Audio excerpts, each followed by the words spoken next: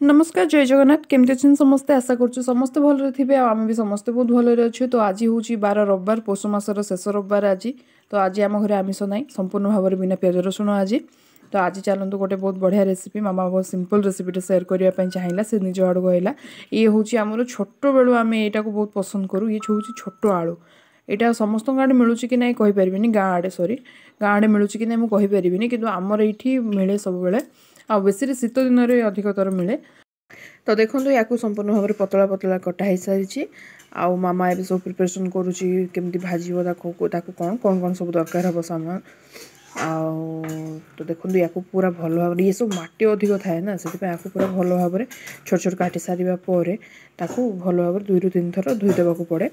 धोईदेला आम रोसे करने से रेडी हो जाए। गुगु ये दुष्ट होता तो गुगु तो गाँव को आसिक बहुत दुष्ट हो जाए आप देखिपे सब वीडियो जाकर आ तो अधिक मु वीडियो बन पारनी गुगु बोली कहीं से फोन देले ही चुपचाप बस था सब बेले आसवा पर मोर कौन कथा भी से शुणुनी आसेपट भी किए कॉल कले कथबार्ता होनी कि ना दुष्टामी अधिक तार हो गला। तो ठीक अच्छे चलते आम ए रेसिपीटी स्टार्ट करवा। बर्तमान मामा कड़े तेल देदेला जेहेतु आम आज बिना पियाज रसुण तैयारी करूँ तो आम ए पियाज दबुनी आ बिना पियाज भी बहुत भल लगे किसी भी तार टेस्ट चेंज हुए आ जो मान को पियाज पकेवा भल लगे से निहाती भाव पियाज पकई पारती। पियाज देलापर जीरा सोरिष देकी सुखिला लंका देवे भल लगे। सुखिला लंका जगह आम कंचा लंका देले भी भल लगे किंतु सुखिला लंकार टेस्टा टी अलग तो से सब बड़े सुखिला लंका दिए और मामा भी सब सुखिला लंका ही दिए। तो ठीक अच्छे एबे तेल ताती साराणी आम जीरा सोरिष पकई सारी जीरा सोरिष टी फुटी सारापर ही आम से सुखिला लंका पकेबा।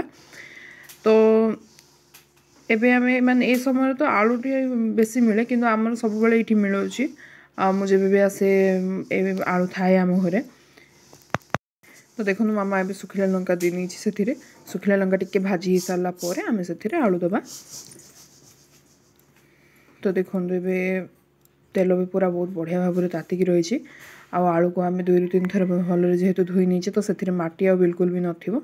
एबे आम कौन करवा से आलू सबको तेल रे दबा दे सारापर ए पूरा सिंपल रेसिपी ए खाली लुण आ हलदी गुंड ही पड़ो कथा कौन प्रथम तो से बहुत जल्दी सीझी जाए आपर आपको खाली आम रोस्ट करने जहाँ टी समय लगे आ जो मान को रोस्ट भल लगे से तो सेमती भी खाई पारती कि आमको टे रोस्ट कले ही भल लगे। आम भाई भौणी 2 जन जाक आमको छोटू एमती माने ये आलू भजाटा टी बहुत फेवरेट यहीटा है ना गोटे थर जो देखी मंगलवार दिन बनई गोटे आलू भजा रेसिपीटा सेमती कले बाबू को मत 2 जन जाक बहुत पसंद।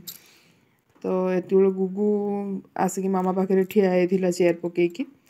तो देखो ए मामा हलदी गुंड पकाऊे हलदी गुंड पकईला बहुत भल भाव से भाजी नहीं आमर ये खरा बहुत बढ़िया पड़ुचे देखिपे आपण मैंने झरका पटे आमर ने सब मामा पनीपरिया लगे जमीक झटा है आउ कौन बैगन कौन लगे सब केतले बारीर टूर भी करेबी तो देखो ये भल भाजी सारापर आम ए लुण दबा लुण देकी घोड़े रखीदे।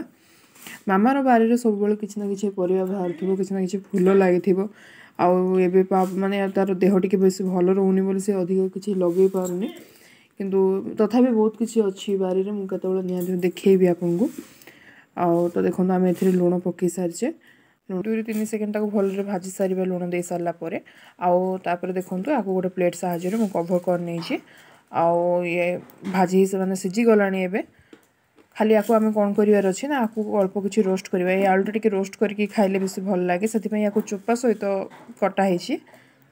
तो देखो भजा भाजबार आमर प्राय हो 10 मिनिट आ ये बहुत बढ़िया भाव में रोस्ट हो नहीं देखो ना कलरटा केते बहुत भल लगुच तो निहाती भाव टेस्ट भी बहुत बढ़िया हो ठीक अच्छे आपको आप पखाल सहित खाइले बेस भल लगे तो से मामा आज पखाल ही करथिला मामार तो आज उपास मामा खाइबनी से पापड़ आउ पत्रकोबी आलू भजा मटर भजा आउ आलू भजा ये 3टा जाक बहुत बढ़िया लगे पखाल।